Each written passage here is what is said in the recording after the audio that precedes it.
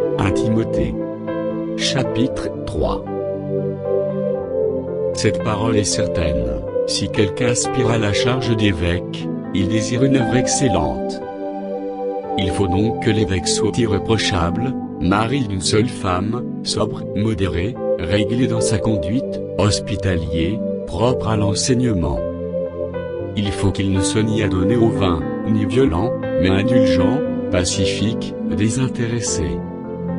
Il faut qu'il dirige bien sa propre maison, et qu'il tienne ses enfants dans la soumission, et dans une parfaite honnêteté.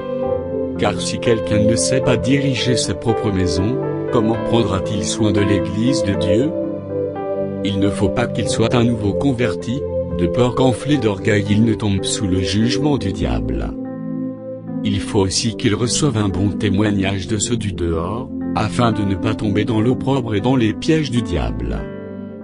Les diacres aussi doivent être honnêtes, éloignés de la duplicité, des excès du vin, d'un gain sordide, conservant le mystère de la foi dans une conscience pure. Qu'on les éprouve d'abord, et qu'ils exercent ensuite leur ministère, s'ils sont sains reproches.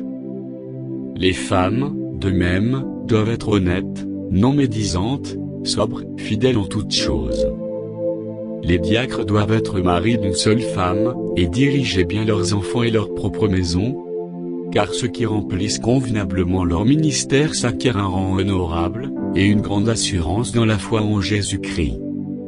Je t'écris ces choses, avec l'espérance d'aller bientôt vers toi, mais afin que tu saches, si je tarde, comment il faut se conduire dans la maison de Dieu, qui est à l'église du Dieu vivant, la colonne et l'appui de la vérité. Et, sans contredit, le mystère de la piété est grand, celui qui a été manifesté en chair, justifié par l'Esprit, vu des anges, prêché aux gentils, cru dans le monde, élevé dans la gloire.